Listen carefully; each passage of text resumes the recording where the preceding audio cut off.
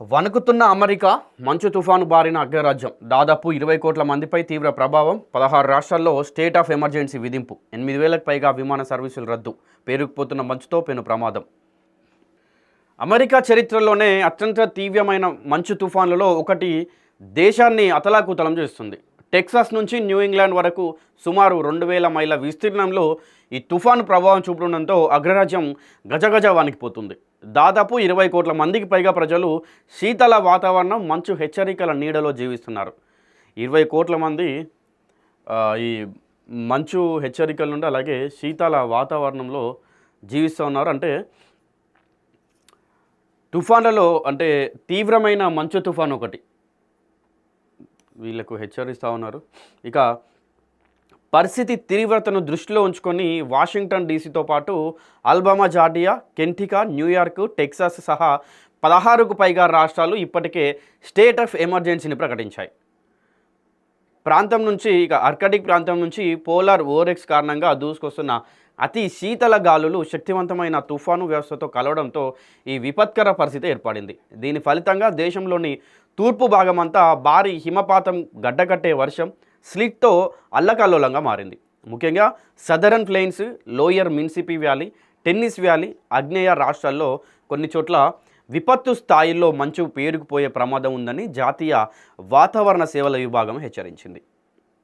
అంటే 16 రాష్ట్రాలకు పైగా ఇప్పటికే స్టేట్ ఆఫ్ ఎమర్జెన్సీ వీళ్ళకి ఆల్రెడీ నోటీస్ ఇచ్చిందనమాట. అంటే 16 రాష్ట్రాలకు పైగా ఎమర్జెన్సీలు ఉన్నాయి. ఇది ఆల్రెడీ ఏదైతే అతి ప్రమాదమైనటువంటి మంచు తుఫాను వస్తూ ఉందో దానివల్ల అయితే వీళ్ళు ఇచ్చారు. ఇక ఇది చాలా తీవ్రమైన తుఫాను అని యుఎస్ వెదర్ ప్రిడిక్షన్ సెంటర్ వాతావరణ శాస్త్రవేత్త జాకబ్ ఆబ్జర్వేషన్ తెలియజేశారు. ఈ మంచు తుఫాన్ కారణంగా దేశవ్యాప్తంగా జనజీవనం పూర్తిగా స్తంభించిపోయింది. విమాన ప్రయాణాలపై తీవ్ర ప్రభావం పడింది. ఫ్లైట్ అవేర్ డేటా ప్రకారం ఈ వారాంతంలో ఇప్పటి వరకు 8,000కు పైగా విమానాలు రద్దు చేశారు.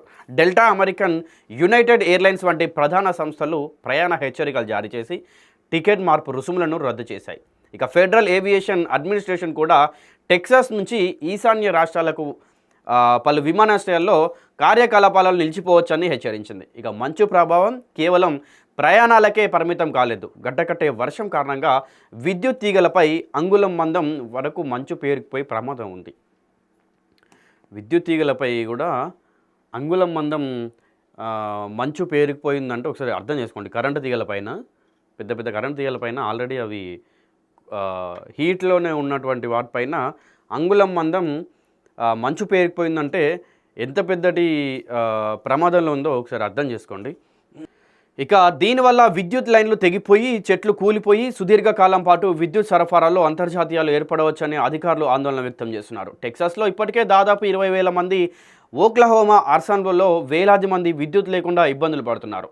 2021 నాటి విద్యుత్ సంక్షోభం నుంచి పాఠాలు నేర్చుకున్నామని, ఈసారి విద్యుత్ గ్రిడ్ను సిద్ధంగా ఉంచామని టెక్సాస్ అధికారులు చెప్తున్నారు. ప్రభుత్వ యంత్రాంగం పూర్తి స్థాయిలో అప్రమత్తమైంది. ఫెడరల్ ఎమర్జెన్సీ మేనేజ్మెంట్ ఏజెన్సీ దాదాపు 30 సహాయక బృందాలను సిద్ధంగా ఉంచింది. ఆహారం, దుప్పట్లు, జనరేటర్లను కీలక ప్రాంతాలకు తరలించింది. పలు రాష్ట్రాల్లో నేషనల్ గార్డ్ దళాలను మోహరించారు. ఇక వాషింగ్టన్ డీసీ మేయర్ మరియల్ బజర్ మాట్లాడుతూ, మేము అధికారికంగా స్నో ఎమర్జెన్సీ, స్టేట్ ఆఫ్ ఎమర్జెన్సీని ప్రకటించామని తెలిపారు. ఇక చికాగోలో పాఠశాలకు సెలవులు ప్రకటించగా లూసియానాలో కార్నివల్ పరేడ్లో, నావియేషన్లో పలు కార్యక్రమాలు రద్దయ్యాయి. ఈ తుఫాను రేపటి వరకు కూడా కొనసాగొచ్చని న్యూయార్క్, బోస్టన్ వంటి ప్రధాన నగరాలపై ప్రభావం చూపనుంది. తుఫాను తగ్గుముఖం పట్టిన ఆ తర్వాత కూడా అత్యంత శీతల గాలులు, ప్రమాదకరమైన వాతావరణం కొనసాగుతుందని ప్రజలు అత్యవసరం అయితే తప్ప ఇళ్ల నుంచి బయటికి రావద్దని చెప్పి అధికారులు హెచ్చరిస్తూ ఉన్నారు. సో ఇది ముఖ్యంగా అమెరికా చరిత్రలోనే అత్యంత ప్రమాదకరమైన మంచు తుఫానుల్లో ఒకటి ఇప్పుడు అమెరికాలో ఉన్నటువంటి దాదాపుగా ఒక 16 రాష్ట్రాల్లో కూడా ఉందన్నమాట. సో దానివల్ల అసలు మంచు అనేది ఏ విధంగా ఉందనేది మీకు చెప్పడానికి విద్యుత్ వైర్లు ఉంటాయి కదా, విద్యుత్ వైర్లు అంగుళం మేరకు ఐస్ పేరుకుపోయిందంట. సో అక్కడ ఉన్నటువంటి ప్రజలు, మన ఇండియన్స్ అయితే అత్యవసరం అయితే తప్ప బయటికి రాకండి. సో మంచు ఏ తీవ్రతలో ఉందో అర్థం చేసుకోండి.